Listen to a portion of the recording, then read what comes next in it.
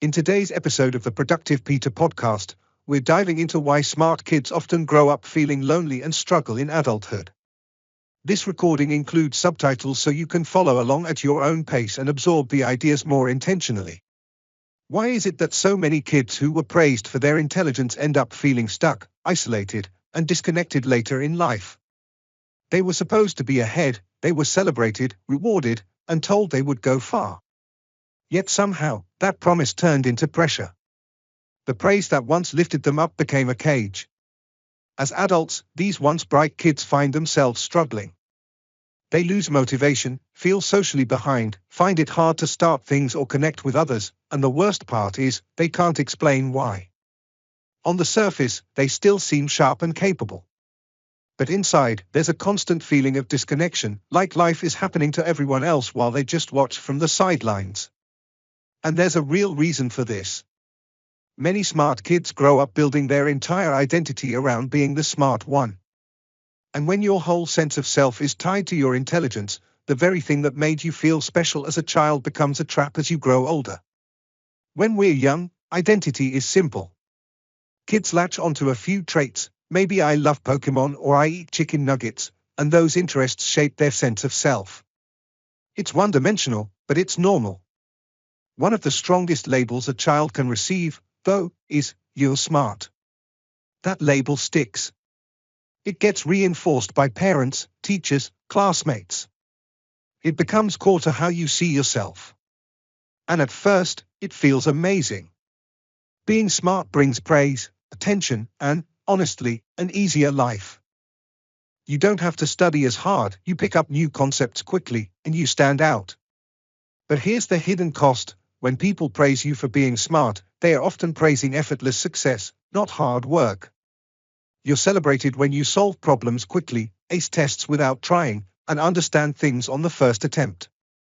Slowly, you internalize a dangerous belief: if I'm smart, things should always be easy. And that belief quietly sabotages you later on. Because when you eventually face something difficult, when you fail, when you struggle, when you don't immediately get it, it doesn't feel like a normal challenge. It feels like an existential threat. You think, if I'm supposed to be smart, why am I struggling? And instead of embracing difficulty, you start avoiding it. You don't raise your hand unless you're sure you're right. You don't play games unless you know you'll win. You don't pursue passions unless you're already good at them. Your life starts to shrink. You stick to what feels safe, what you already excel at, and you protect your smart kid image instead of expanding your world. Meanwhile, others are out there trying, failing, growing, while you stay locked inside a shrinking comfort zone. The longer it goes on, the harder it is to leave.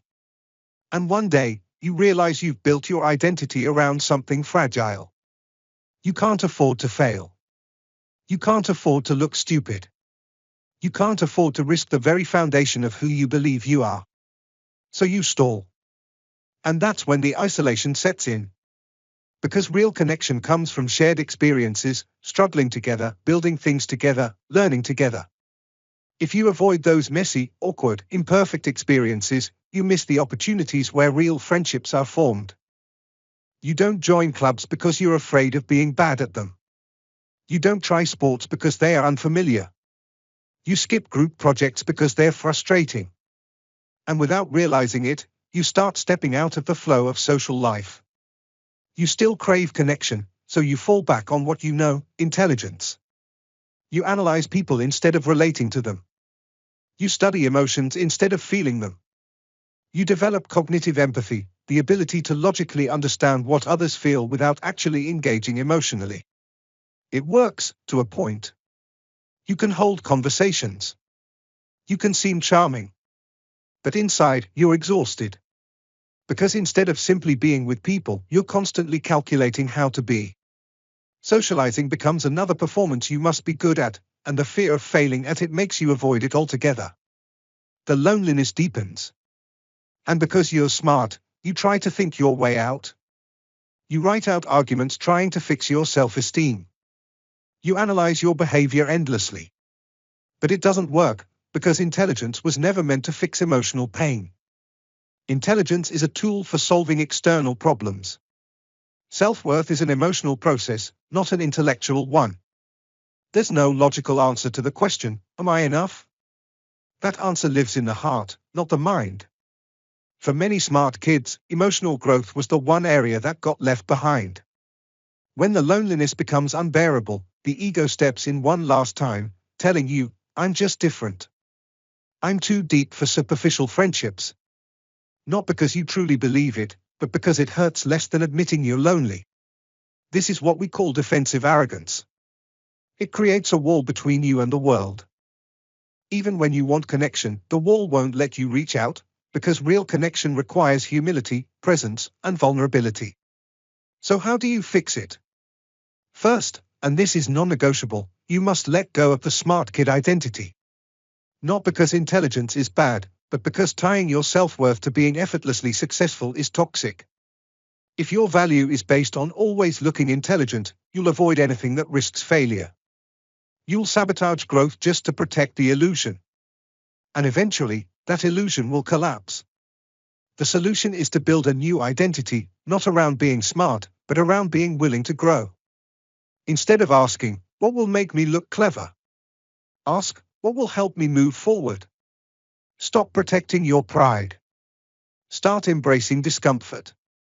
Allow yourself to try things and be bad at them.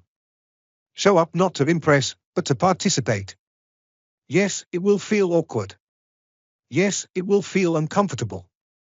Yes, it will feel like a step backward. But it's not. It's your first real step toward becoming whole.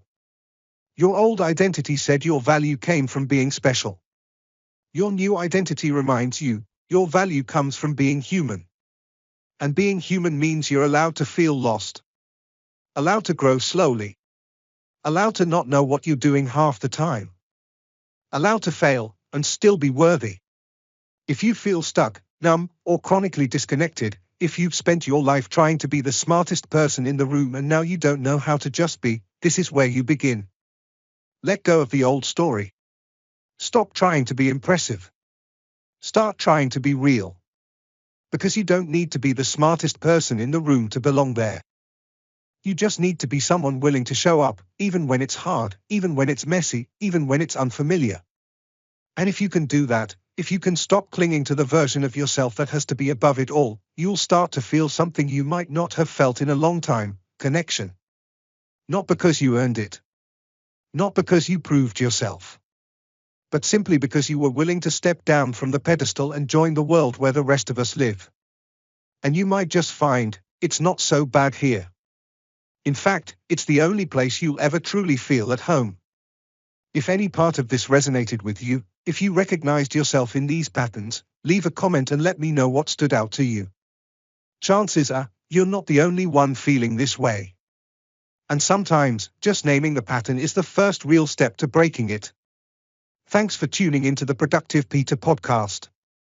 Take care of your mind, and I'll see you in the next episode.